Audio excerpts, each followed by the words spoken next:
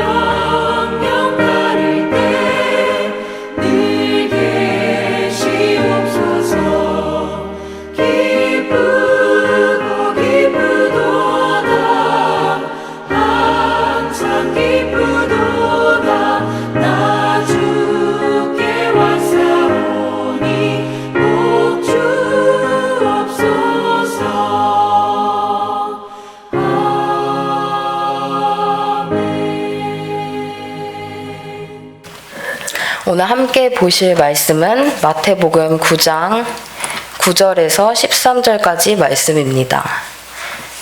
말씀 함께 봉독하시겠습니다.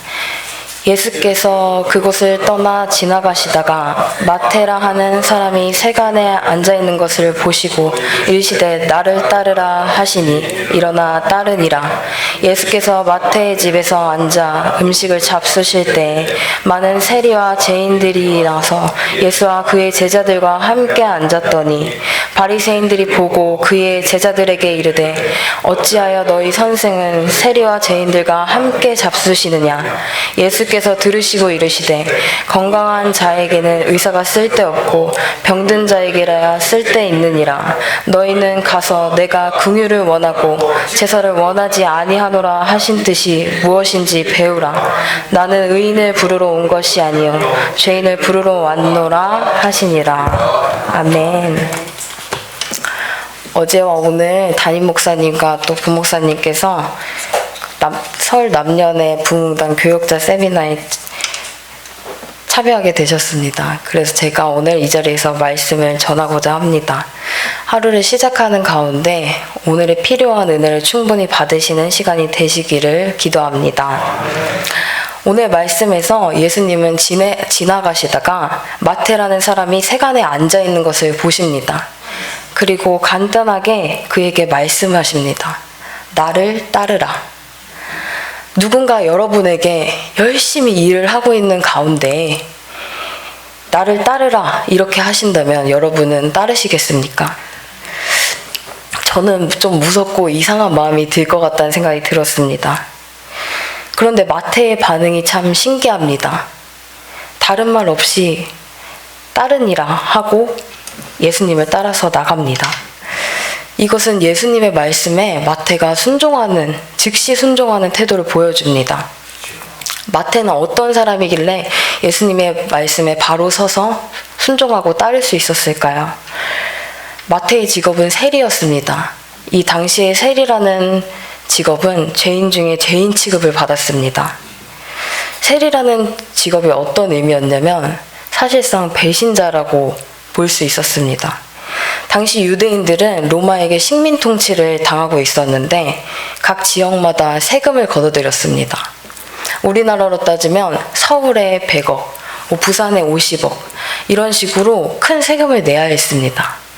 근데 이런 세금을 이제 세리들이 먼저 걷어서 낸 다음에 그 같은 민족인 사람들한테 3%에서 또 많게는 10% 더 붙여가지고 이 없는 가운데 또 식민 통치를 당하고 있는 가운데 억지로 뺏어서 로마에게 바치는 사람이었습니다. 우리도 일본에게 식민 통치를 받은 적이 있습니다. 거기서 가장 용서가 안 되고 지금까지도 욕을 먹는 사람이 누구입니까? 바로 친일파 사람들입니다. 일본의 앞잡이가 되어서 같은 민족을 괴롭히고 또 없는 재산, 있는 재산 모두를 모아서 일본에 갖다 바치는 사람들이 당시에도 있었습니다. 같은 한국 사람이 보기에도 얼마나 화가 나고 믿기 힘든 일입니까? 유대인들에게 마태가 이런 사람이었습니다. 세리라는 직업은 그래서 법정에서 증인을 세운다고 할 때도 효력이 없었습니다. 그가 하는 말을 믿는 사람이 없었기 때문입니다. 그런데 이런 마태의 상황을 아시는 주님이 왜 마태를 부르셨습니까? 예수님은 그 마태의 중심을 보셨습니다. 그의 마음속에 어떤 것이 있었냐면 나는 죄인이라는 마음입니다. 마태는 레위라는 이름을 가진 사람이었습니다. 레위라는 이름의 뜻은 연합함이라는 뜻을 가지고 있습니다. 하나님과 연합하고 그리고 우리 민족을 연합시키고 또 더 나아가서는 이 민족이 정말 하나님을 전할 수 있는 다른 민족에게 전할 수 있는 그런 연합함을 가지고 살아라 지어진 이름인데 그 지어진 이름을 가지고서 다른 민족을 섬기고 자신의 민족을 돌보지 않는 마태의 마음이 어땠을까요? 정말 나는 죄인입니다 라는 그 마음이 예수님께 보여진 것입니다.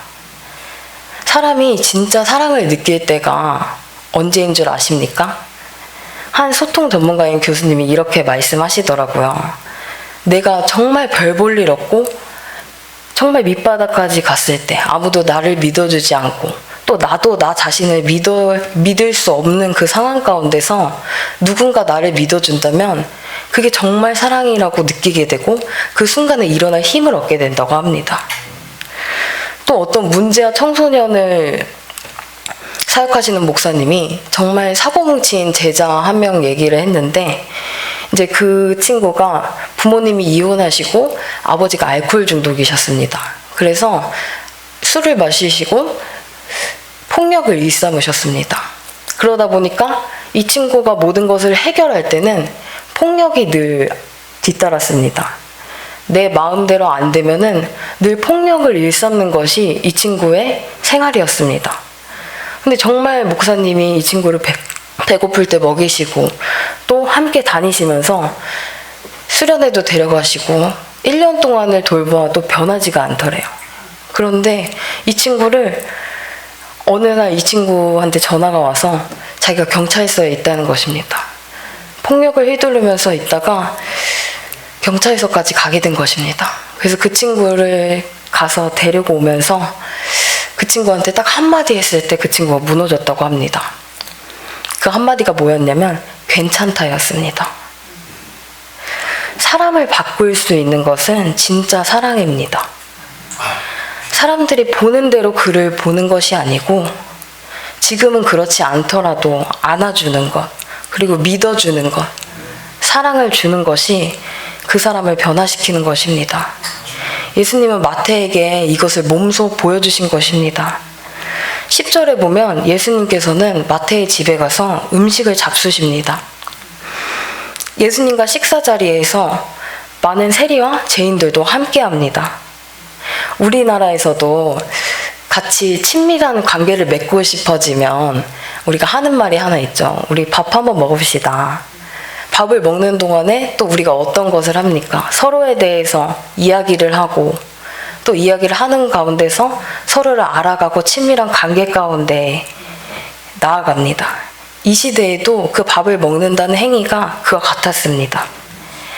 예수님은 단순히 말만 부르시는 것이 아니고 그들을 더욱더 깊이 알기 원하셨습니다. 그들의 말을 듣고 그리고 예수님의 말씀을 전하면서 그들이 어떤 상황 가운데 있는지 그 관계를 점점 깊어지는 관계를 맺기 원하셨습니다. 오늘 우리가 드리는 첫 시간이 이런 예수님과의 관계를 가지는 시간이 되기를 바랍니다.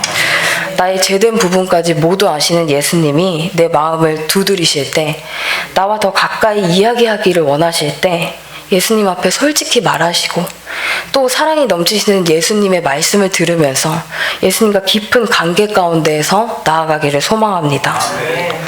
이렇게 마태가 나를 불러준 예수님과 깊은 나눔 가운데 있는데 방해꾼이 한 명 등장합니다. 바로 바리새인이 제자들에게 묻는 것이었습니다. 바리새인들이 11절에 이와 같이 질문합니다. 어찌하여 너희 선생은 세리와 죄인들과 함께 잡수시느냐? 사실 이 질문을 제자들에게 한 것은 참 간교한 말투로 한 것을 볼 수 있습니다. 예수님이 부르셔서 제자들이 따라 나섰지만 이 유대인 중에 죄인이라는 세리를 부르신 것은 이 제자들한테도 아마 충격이었을 것입니다. 죄 많은 나를 부르신 것은 아는데 어떻게 저런 죄까지 지은 세리 마태를 부를 수 있을까? 제자들의 마음속에는 어떻게 보면은 불만이 있었을지 모릅니다. 우리도 한번 생각해 봐야 합니다. 하나님 앞에서 내가 처음으로 은혜를 받았을 때, 믿음이 생겼을 때, 그때는 정말 기뻐서 감사했는데 어느새 우리가 다른 사람들을 보면서 정말 저 사람이 구원받을 사람이야? 정말 예수님이 부르신 사람이야? 저 사람이 예수님을 아는 사람이야? 이렇게 판단하고 있지는 않은지 이 바리새인의 질문을 통해서 우리의 마음을 들여다봐야 합니다. 제자들에게도 바리새인과 같은 마음이 있었을지 모릅니다.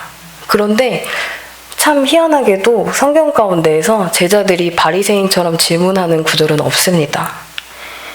저는 그 차이가 이 제자들은 예수님의 사랑과 은혜를 늘 느끼고 있었기 때문이라고 생각합니다. 당시 율법을 배우려고 하면 이 바리새인과 또 서기관들과 같은 랍비들을 찾아갔어야 했습니다. 우리도 지금 정말 교육열이 뜨거운데 요즘에 일타 강사가 굉장히 많이 뜹니다. 정말 잘 가르치는 선생님한테 가가지고 그 비법을 배우면은 아이들이 점수를 잘 맞춰오는 것입니다.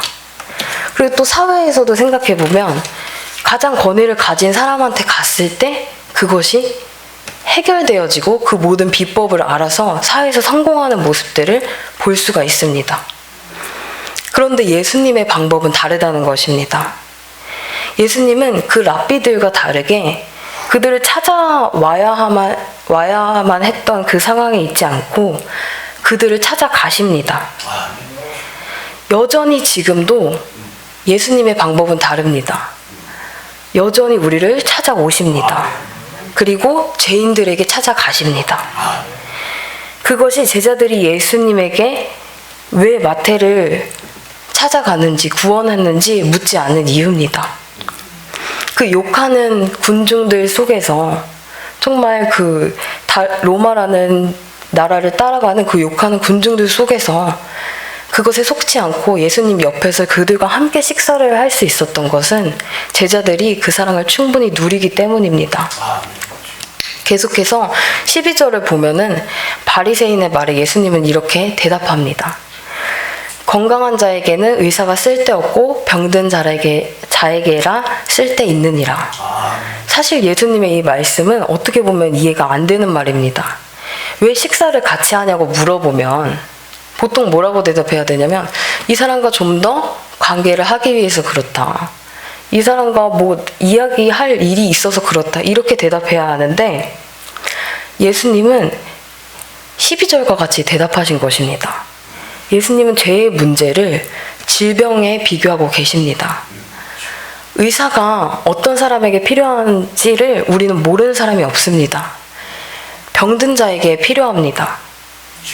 너희가 생각했을 때는 의로운 사람들과 어울리는 게 맞다고 생각하지만 진짜 의사가 필요한, 진짜 예수님이 필요한 사람은 병든 사람이라고 말씀하시는 것입니다.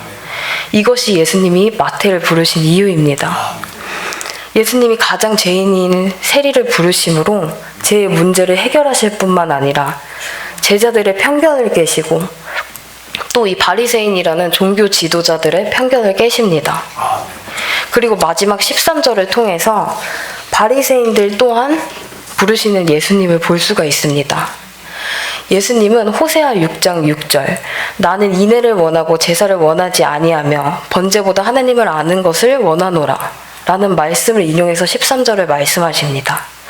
내가 긍휼을 원하고 제사를 원하지 아니하노라 하신 뜻이 무엇인지 배우라. 나는 의인을 부르러 온 것이 아니요 죄인을 부르러 왔노라 하십니다. 13절 말씀은 이미 그 영적인 교만함에 가득 차서 예수님을 알아보지 못하는 바리새인들을 훈계하는 말씀입니다. 그런데 저는 이 말씀을 준비하면서 이 13절의 말씀이 정말 예수님이 편견 없이 여전히 그들을 사랑하셨다는 것을 느껴졌습니다. 그들은 자신보다 능력이 있으신 예수님을 어떻게든 넘어뜨리려고 호시탐탐 그 기회를 노리고 있었습니다. 그래서 지금 예수님이 가는 곳곳에 따라다니면서 질문을 해대는 것입니다. 자신들이 생각한 대로 그 율법에 맞지 않는 질문이 무엇인지를 하는 것입니다. 그런데 우리가 이런 질문을 했을 때 사실 관심 없는 사람들한테는 어떻게 대하나요? 내 뜻대로 해라. 너의 마음과 너의 생각이 가는 대로 해라. 왜냐면은 그 선택이 어떻게 돼서 어떤 결과가 나오든지 상관이 없기 때문입니다. 그런데 진짜 아끼고 나의 자식들에게는 뭐라고 이야기를 합니까? 내가 이렇게 살아보니까 이 방법이 더 좋을 것 같더라. 이렇게 이야기를 합니다. 그래서 정말 잘 됐으면 좋겠는 마음으로 이야기합니다. 그런데 예수님은 이런 말씀을 바리새인들에게 하시는 것입니다. 바리새인들이 알아들을 수 있게 이 구약의 말씀을 인용해서 제시하는 것. 종교의식이 중요한 것이 아니라 그 의식을 만든 것은 정말 너희가 하나님을 더 알기 원한다. 그리고 이 제사를 드리게 하신 것이 그냥 예식이 아니라 그 과정을 통해서 하나님의 용서가 일어나고 그래서 죄인인 너희가 그 용서 받음을 통해서 하나님 앞으로 나아올 수 있기를 원한다. 그래서 너희와 함께하고 싶고 정말 사랑한다. 그 나의 넓은 사랑 안에 거하라는 말씀을 하시는 것입니다. 예수님께서는 이렇게 차별 없이 모두를 부르고 계셨습니다. 죄인을 부르는 가운데서도 의인이라고 생각하는 사람도 다시 나를 돌아볼 기회를 주셨습니다.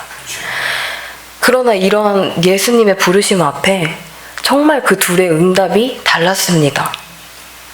예수님께 응답하는 사람은 죄인이라고 불리는 마태뿐이었습니다. 인간이 생각으로는 누가 봐도 죄인인 사람이 하나님이 보시기에는 가장 빨리 응답할 수 있는 사람일 수 있습니다. 반대로 인간이 보기에 정말 괜찮고 정말 교회 생활 열심히 하는 사람이 어떻게 보면 하나님 앞에서 교만하고 악한 사람일 수 있습니다. 오늘 하루를 시작하는 가운데 우리가 이 말씀을 가지고 부르신 각자의 자리로 갈 것입니다. 우리가 예수님을 선택한 것이 아니라 죄인인 우리를 예수님께서 불러주셨음을 기억하기 원합니다. 그래서 우리가 세리야 마태와 같은 겸손한 마음으로 오늘 하루 가운데 나아가기를 소망합니다. 이 시간 먼저 영성수련회 참석 중이신 담임 목사님을 위해 기도해 주시고 또 죄인된 우리를 불러주신 예수님의 부르심을 기억하면서 겸손한 마음으로 그 자리에 있을 수 있도록 우리 주여 한번 부르신 후에 기도하시고 자유롭게 돌아가시겠습니다. 주여, 하나님 아버지 감사합니다. 오늘 하루 살아갈 수 있는 그 은혜를 주시고 하나님께 감사함으로 먼저 나아갈 수 있는 마음을 주셔서 감사합니다. 아버지, 정말 세리 마태를 부르신 것처럼 여전히 우리를 부르고 계시고 정말 죄인된 우리를 부르고 계심을 우리가 기억하기 원합니다. 하나님께서 정말 우리를 부르셨음을 우리가 늘 확정하고 기억하며 다른 사람을 판단하지 않고 주님의 이름 가운데 나아갈 수 있도록 주님 도와주시옵소서. 성령님 인도하셔서 오늘 말씀 가운데 우리를 깨뜨리시고 우리 말씀 가운데 정말 그 은혜를 주셔서 오늘 살아가기 부족함 없는 우리들이 될 수 있도록 인도해 주시옵소서. 그래서 정말 우리 그 생활 가운데서 늘 주님의 부르심을 다른 사람에게 나타낼 수 있는 사람이 되게 하시옵고 늘 주님의 능력 가운데 거하는 사람 될 수 있도록 도와주시옵소서. 또 담임 목사님 정말 영육간의 강건함을 붙잡아 주셔서 하나님 어디로 가든지 피곤치 않게 해주시고 공부하지 않게 해주시옵소서. 또 오고 가는 길 지켜주셔서 늘 정말 주의 날개 안에 거하는 담임 목사님 될 수 있도록 부어주시옵소서. 성령을 부어주셔서 정말 우리 교회가 하나님의 부르심을 감당할 수 있고 선교를 감당할 수 있고 정말 이 지역사회와 우리나라의 복음 전파에 힘쓸 수 있는 우리 교회가 될 수 있도록 주님 인도해 주시옵소서. 늘 겸손한 마음대로 모르고 나아가길 원합니다. 주님께 이 마음을 드리오니 주님 인도해 주시고 성령께서 충분히 우리 발걸음을 붙잡아 주시옵소서.